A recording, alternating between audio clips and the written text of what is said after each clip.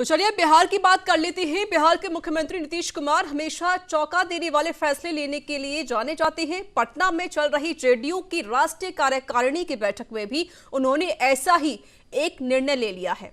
उनके गृह जिले नालंदा से आने वाले और नीतीश के बेहद करीबी रामचंद्र प्रसाद सिंह उर्फ आरसीपी अब जेडीयू के नए राष्ट्रीय अध्यक्ष होंगे। खुद नीतीश कुमार ने इस बारे में राष्ट्रीय कार्यकारिणी में प्रस्ताव रखा, जिसे सभी सदस्यों ने सर्वसम्मति से पास कर दिया है और पारित भी कर दिया है। सवाल यह है कि नीतीश 2022 तक राष्ट्रीय अध्यक्ष बने रह सकते थे, लेकिन बीच में ही उन्होंने ऐसा फैसला क्यों लिया? सूत्रों के मुताबिक फैसला तो अब नीतीश ने ही ले लिया है, लेकिन सिर्फ मोहर आरसीपी सिंह के नाम पर ही होगी। माना यह जा रहा है कि बिहार विधानसभा में सीटों के इस मामले में बीजेपी के बड़े भाई की भूमिका में आने से नीतीश असहज थे, लेकिन वो पार्टी के राष्ट्रीय अध्यक्ष भी हैं। ऐसे में अगर वो कोई बड़ा फैसला लेते हैं तो उन पर बतौर मुख्यमंत्री और राष्ट्रीय अध्यक्ष होने के चलते गठबंधन धर्म की मर्यादा का सवाल उठ सकता था। इसलिए नीतीश ने ये मास्टर स्ट्रोक खेल दिया है। दूसरा पहलू ये भी है कि नीतीश अब सक्रिय राजनीति से दूरी बनाना चाहते हैं। उन्होंने बिहार चुनाव के प्रचार के दौरान ही यह कह दिया था कि ये उनका आखिरी चुनाव है। हालांकि बाद में उन्होंने इसके अलग मायने भी बताए थे। माना तो ये भी जा रहा है कि नीतीश ने पार्टी का अध्यक्ष पद आरसीपी सिंह को सौंपकर एक तरह से पारी समाप्ति की घोषणा भी कर दी है।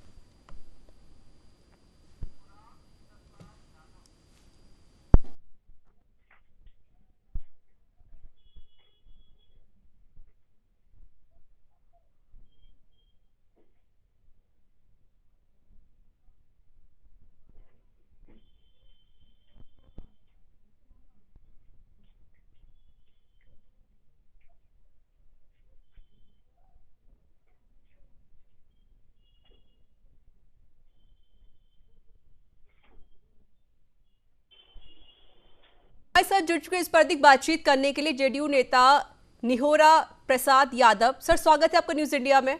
धन्यवाद जी सर, जिस तरीके से देखा जा रहा है कि नीतीश कुमार लगातार यही सामने आती हैं चीजें कि जब वो कोई फैसला लेते हैं तो बहुत चौंका देने वाले फैसला लेते हैं, लेकिन इस बीच बड़ा फैसला उन्होंने ले लिया है और उन्होंने अपने जो करीबी हैं, उनके काफी जो करीबी मित्र माने जाते हैं, आरसीपी सिंह को अध्यक्ष बना दिया है जेडीयू का। सबसे पहले तो हम आदरणीय नीतीश कुमार जी द्वारा लिए गए निर्णय का स्वागत करते हैं जी।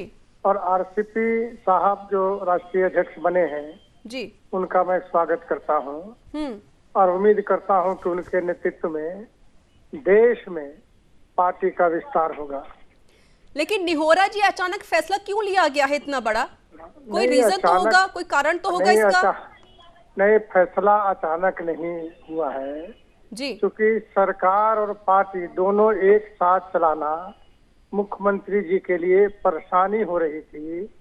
इसलिए बिहार में बहुत सारे काम करने हैं। जो जनता जनमत दी है, जो उम्मीदें रखी हैं, उसके अनुसार सरकार को बड़ी काम करनी है बिहार में। ऐसी स्थिति में पार्टी संगठन पर ध्यान कम पड़ रहा था, तो मुख्यमंत्री जी ने ऐसा फैसला लिया है, ये स्वागत योग्य है। निहोरा जी, कहीं इसकी वजह ये तो नहीं है कि नीतीश कुमार ने, इनकी जो पार्टी है जेडीयू, उनको काफी ज्यादा कम सीटें मिली थी इस बार चुनाव में? नहीं नहीं नहीं, कारण वह नहीं है। संगठन को और चूंकि प्रभारी भी रहे, संगठन प्रभारी आरसीपी साहब, और जानते हैं, इसलिए और संगठन को, पार्टी को मजबूत बनाने के लिए ये जिम्मेवारी मुख्यमंत्री जी ने उनको दिया है। तो क्या लगता है आपको निहोरा जी कि अगर आरसीपी फिर से इस पार्टी को संभालते हैं, इसके अध्यक्ष वो बन गए हैं, तो क्या जेडीयू अब और आगे बढ़ेगी? हाँ बिल्कुल, बिहार ही नहीं, देश पैमाने पर जेडीयू का विस्तार होगा।